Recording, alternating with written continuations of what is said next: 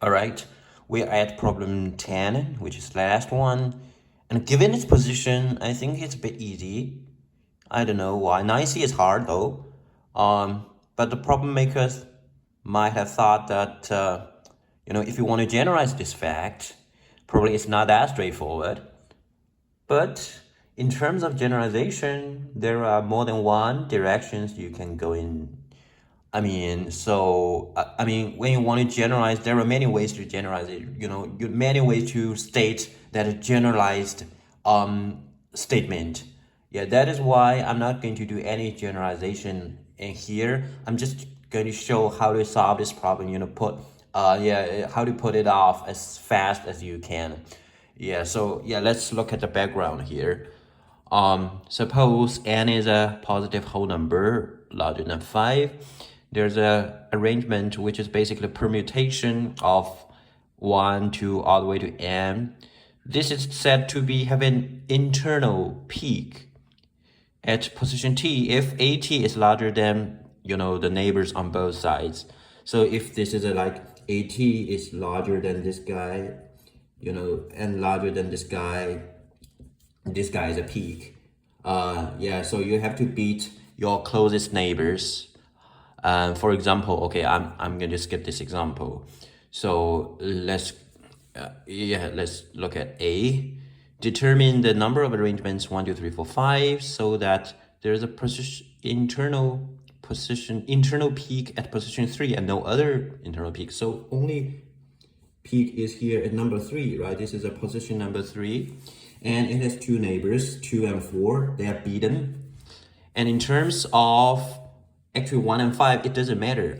Even if 1 goes up, it's not going to be a peak because it's on the side, right? A peak should be somewhere within this range.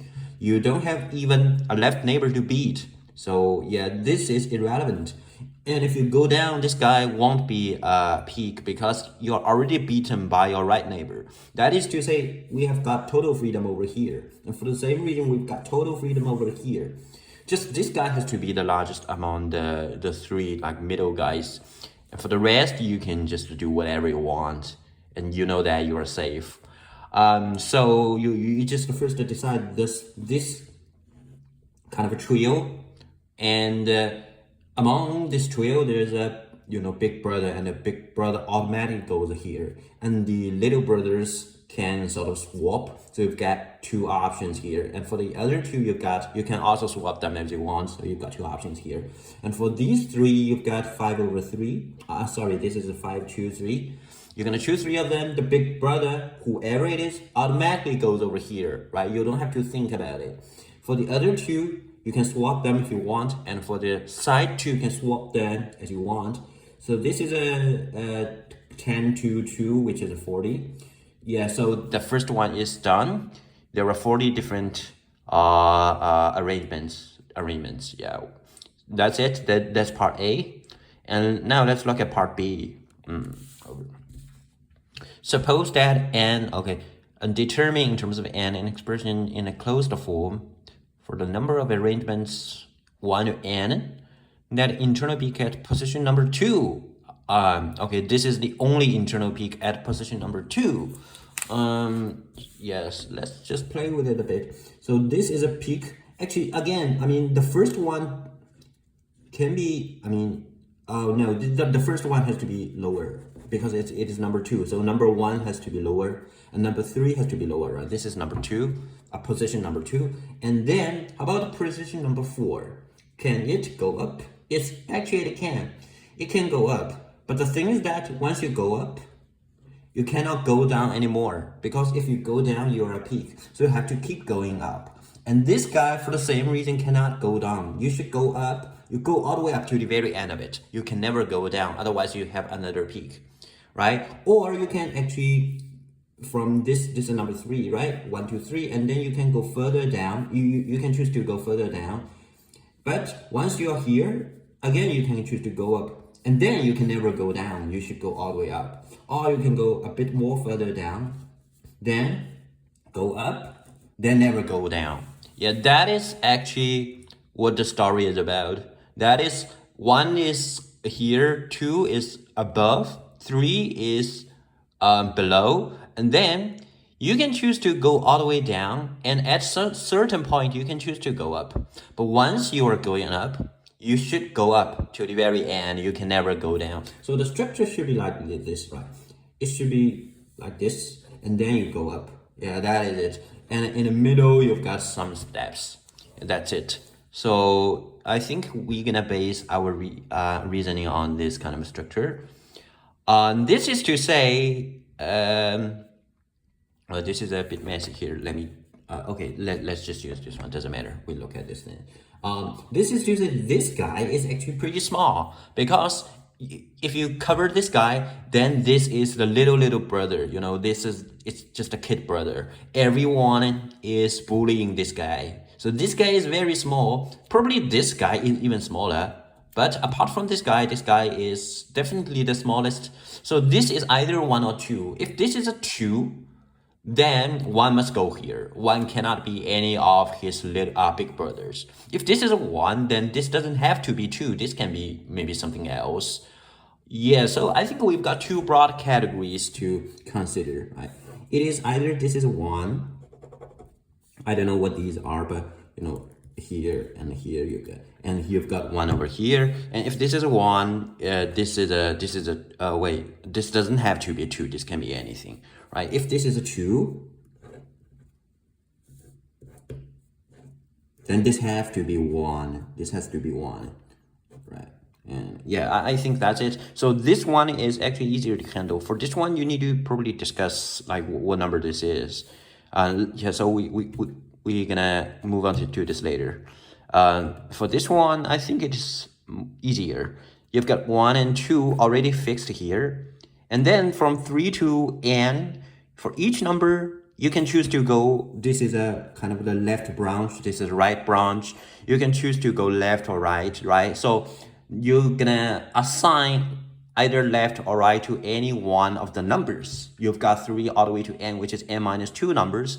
N minus 2 numbers. Every number is going to have 2 options, left or right. And once this assignment is all made, you know what? So a bunch of numbers are on the right side, left-hand side, right? And you don't have to worry about the order, because, you know, the biggest one goes over here, number 2, number 3, all the way. The ranking is automatically down. So you don't have to worry about the position. And same for the right-hand side, right? The biggest one goes over here, because there's a kind of a continuous inequality thing. So you've got this. However, there is a trap here. Just be very careful. You can't put everything to the right branch. You can put everything to the left branch, and that's the end of it, right? The whole thing looks like this. The smallest guy goes over here. There's a ranking. This is okay. This is a like decreasing thing. However, you can't put everything to the right hand side. Why? Because you must put something in this circle, right? This is the main character here. This is the number 2 only peak. So at least one number should go over here. And then you can just drop to 2, and then you go all the way up. This is okay, but this one is not allowed to be empty. So from this quantity, we're going to minus 1. One of the assignments is not available. That is right. Everyone goes right. No, you must make someone to the left. Yeah, I think that's it for this kind of a configuration, this broad category. Right. This is it. This is the easier case. We've already handled it. So let's look at this guy. For this guy, let's say we need to really consider what number we put, you know, here. Or better yet, I would say let's decide the peak first. Instead of this, if you put like 2 here, this one still gets some freedom. And can you actually also, oh, no, it's not a good idea. It's not a good idea, but anyways, yeah, let's decide on this first. Yeah, so let's say this number is already decided. This number is k. Okay, okay, so 1 is decided, and 1 is already seated. K is already seated. K is here. And then we've got a bunch of numbers from 2 all the way to k minus 1, and some big numbers from k minus 1 always all the way to m, right? So let's consider this group. Actually, this group can go on basically anywhere. This group can go to the right branch can go to the left branch between k and 1, and they can also go to this this only single node. This is also, yeah, because they are lower than k, so that is fine. However, for these guys, they can't go to this node, they can't go to the left branch because they are all larger than k, so they can only go to the right branch, right? And everything over here, they are the same. Yeah, there's no difference between them. Yeah, so for these guys, actually they must go to the right hand branch. They are already kind of they're already settled. They just go there, and later probably some guys are going to join them, and then you do the position. However, again, the position is totally automatically decided. Yeah, so these guys just go over there, you don't need to worry about them. And for these guys, you're gonna pick one of them. You're gonna pick one of them over here, right? You're gonna pick one of them over here. For the rest, actually you still can, yeah, left and right are kind of free, so they can basically go anywhere. So what do we do for this? This is to say you're gonna pick one of them. This one of them is there are k minus 2 numbers, right? Oh, maybe we need some extra piece of paper. So you're gonna pick one of them here for this node. That is k minus 2 because anyone can go over here. Then we are left with k minus 3 numbers, right? For the k minus 3 numbers, you can go either left or right. So it is 2 to the power of k minus 3. If you go left, you are between k and 1. You don't have to worry about this thing. This is not empty for sure. So you don't have to do any deduction this time, right? It's just this thing. And if you go to the right, you join these guys and there will be an automatic position. So this is it for k. Let me just double check, right? The first pick one goes over here. The node is not empty. This node is not empty in the first place. So between here, you can put the rest of these guys if you want, or some of them can go over there to join these guys. Yeah, I think that's it. We didn't miss anything. We didn't count anything extra. That's it. But this is just for k, and k can be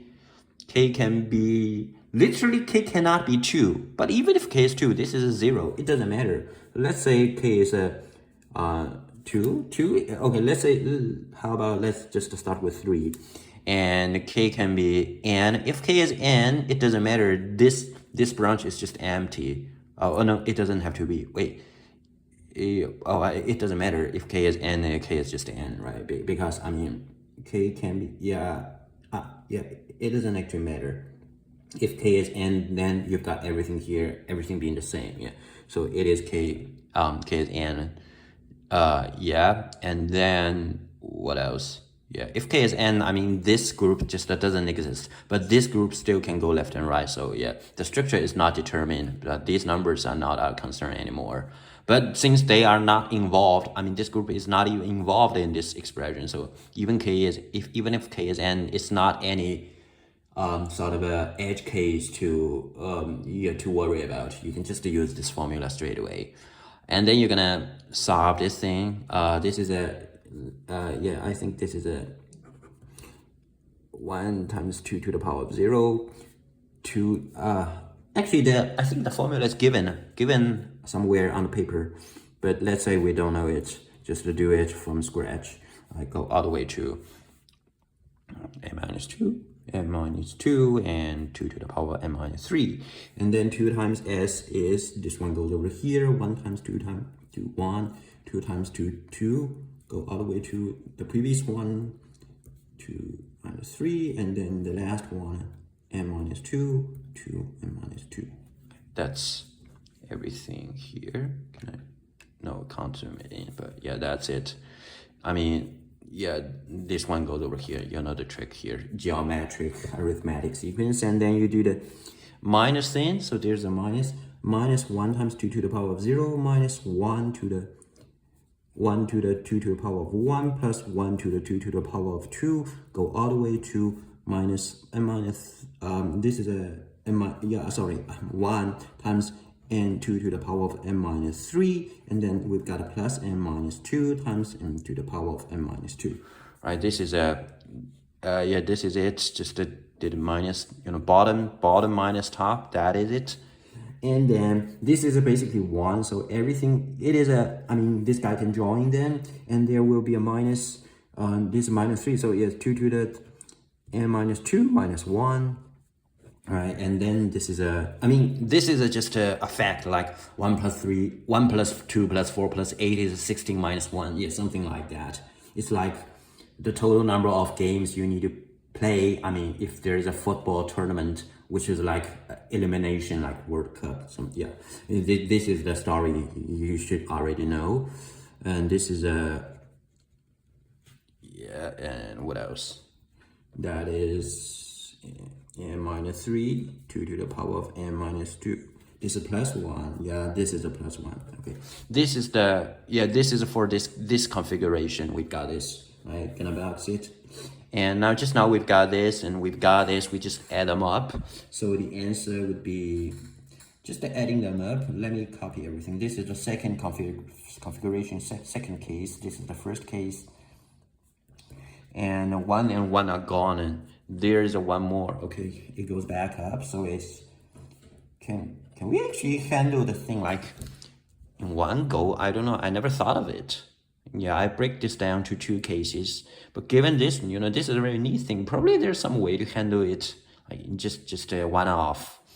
But I don't know. Yeah, let's be happy with it. Let's say, yeah. This is the expression. This is what the paper says called a closed form. Yeah. So this is not a closed form. If you use that formula given on paper, or if you know how to deal with the geometric arithmetic sequences, yeah, you end up with this thing. This is it for part 2.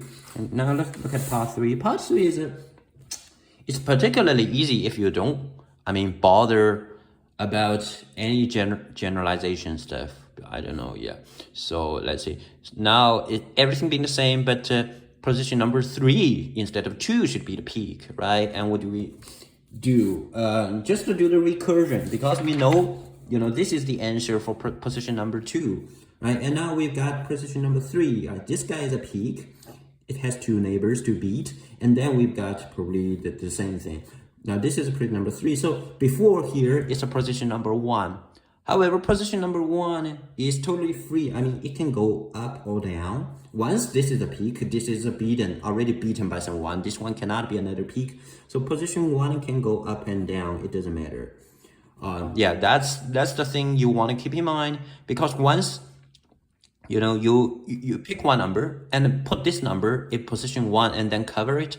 And for the rest of them, you're just gonna make an arrangement so that, again, position number 2 in this sub-array, do you call it array? Whatever, subset of this arrangement is going to be a peak 2, being the position 2 being the only peak. That is what we did in the previous problem. Just that this time it's not it's n minus 3, because n is brought down by 1. The 1 goes over here. So one number goes over here, you cover it, then you make an arrangement like we just did, then you uncover it, and you always know that you are safe.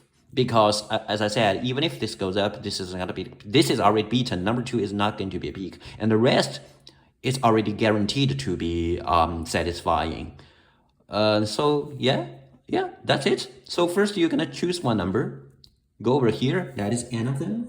One of them is to go over here, and for the rest, you don't even need to worry about which number you pick as the first number, because we're talking about the order. We are talking about the comparison.